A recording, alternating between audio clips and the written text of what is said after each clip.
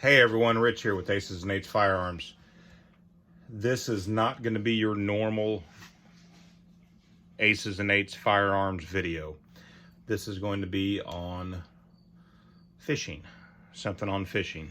So most of you who are my friends, my personal friends, friends with me on Facebook, different on YouTube, you guys know that I recently retired and I've been doing a whole lot of fishing.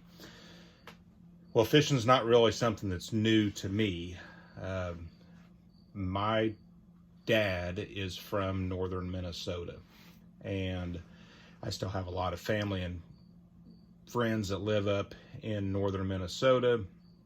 So after I retired, I went up there for a couple weeks, did a little fishing trip with some family, and next thing you know, I'm hooked, no pun intended, again on fishing. So I've been doing a whole lot of fishing since I came back from Minnesota. And with that, my two sons, they have started fishing more and more with me than they ever have in the past. And one of the things that is kind of a staple as far as crappie or walleye, or really you can use it for any type of fishing, is a slip bobber. So basically what a slip bobber is, if this is your fishing line, you've got a bobber on here, you've got a bobber stop, and this line here, from here all the way down to the hook, that can be 5 feet, 10 feet, 50 feet, 300 feet, doesn't make any difference, because as you're reeling it up, that bobber stop will go ahead and reel over your reel, and your bobber will continue to reel all the way up until where the hook is right here. So that way, you know, you can have a, like I said, an indefinite amount of bobber out. So if you want to fish 5 feet off the bottom, 10 feet off the bottom, 75 feet off the bottom, doesn't make any difference. So the purpose of this video is, a couple of weekends ago, me and my two grown sons, we went on a 3-day camping, fishing adventure.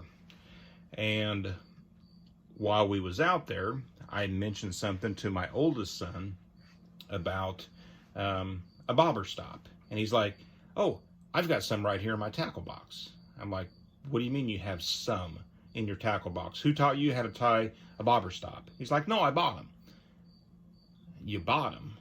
Okay, well, I'm 52 years old. Like I said, my dad is from northern Minnesota, so obviously my grandpa is from northern Minnesota, and I guess back in the day, I hate that term, back in the day,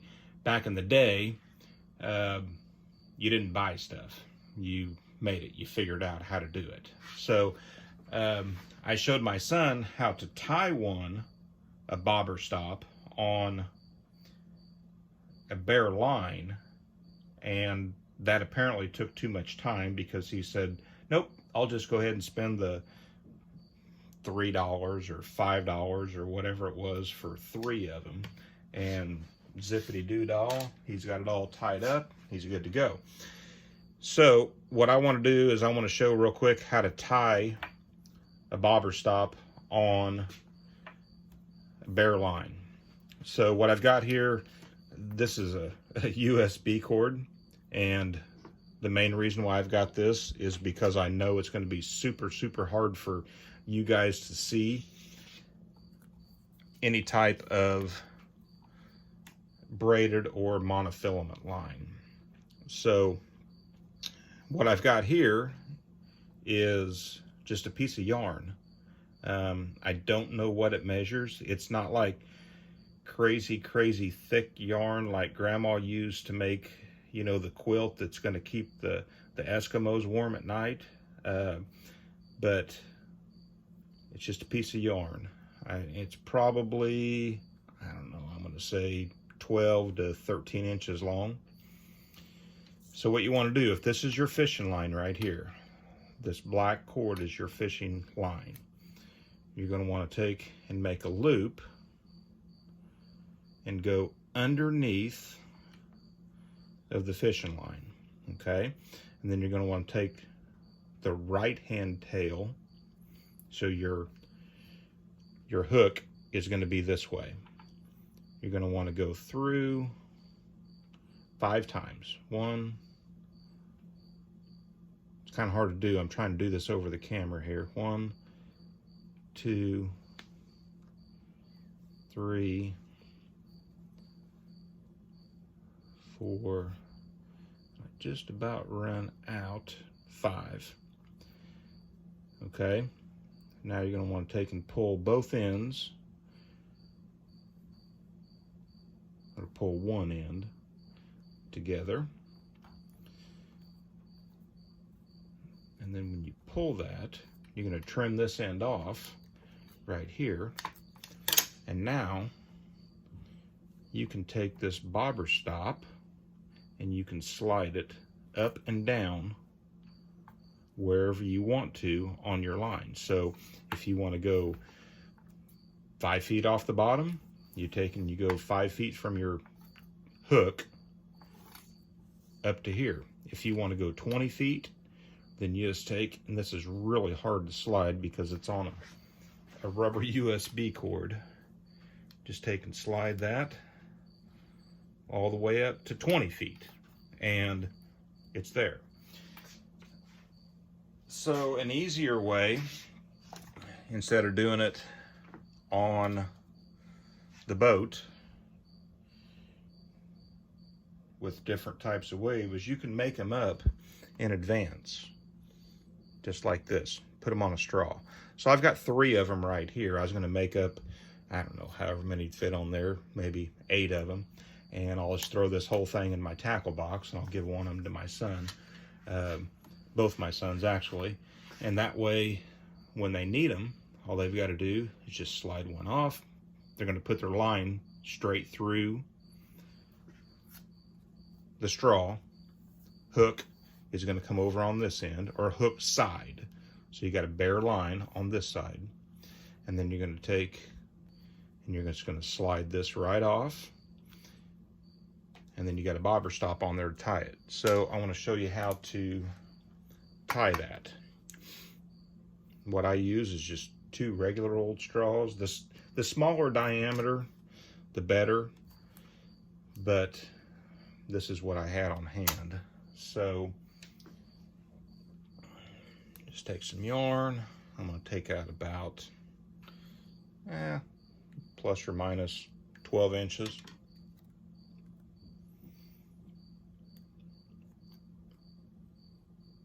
Snip that off. Sorry that the focus is going in and out, in and out. I've got it focused down there about where it's at right now. So every time I pull my hands closer, then it's gonna kind of go out of focus. But so take both your straws, line them up even. You're gonna take one end of the tail and you're gonna put right in between both the straws. Just pinch it. Now you're going to wrap it around. This is the biggest part. Instead of wrapping it around like this, you're going to take and wrap it around so that the tail comes back over like that. And you're going to do that 5 wraps. So you're going to come around.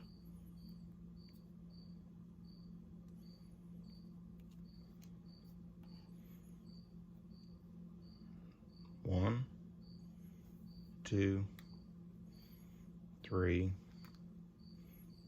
4, 5. Now at that point, I'm going to snug everything up just with my fingernail, kind of push everything up.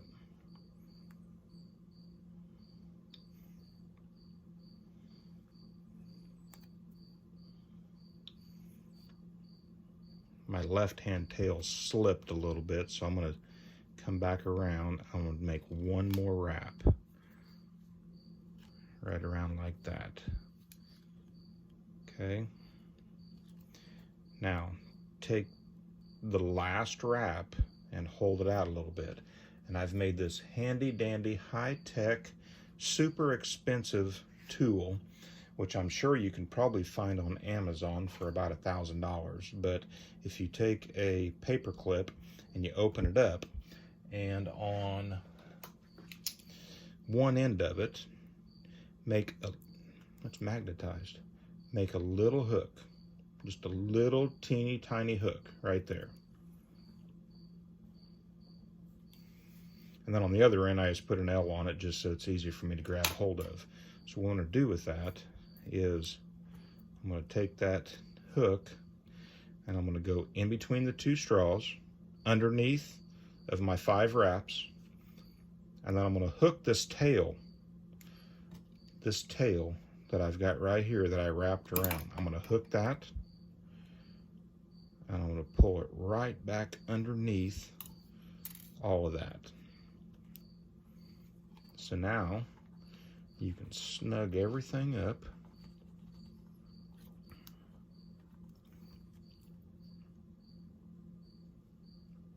Pull one of your straws out.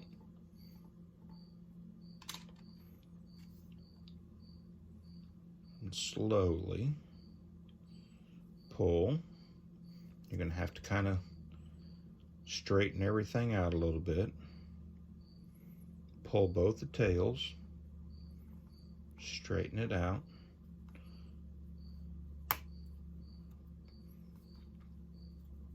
Pull both the tails. Now, just take both these tails and trim them off so they're approximately the same length. You don't have to, but I'm a little bit OCD. I'm not really OCD because OCD is not alphabetized, and that makes people who are OCD, their eye twitch. So now I got a bobber stop. So all I need to do is take and run my line down through the straw, all the way down through, pull it out, grab a hold of this bobber stop, and I just slide it just like you do with the factory made ones. But on this straw, I can get probably, I don't know, 10, 12, probably a little bit more than that if I put them a little closer. But yeah, it's just one of those, I guess I hate this term as much as I hate the term old school. I hate that term with a passion, but I guess this is kind of one of those quote unquote legacy skills that grandpa taught dad and dad taught son, and then just eventually it got lost over the years.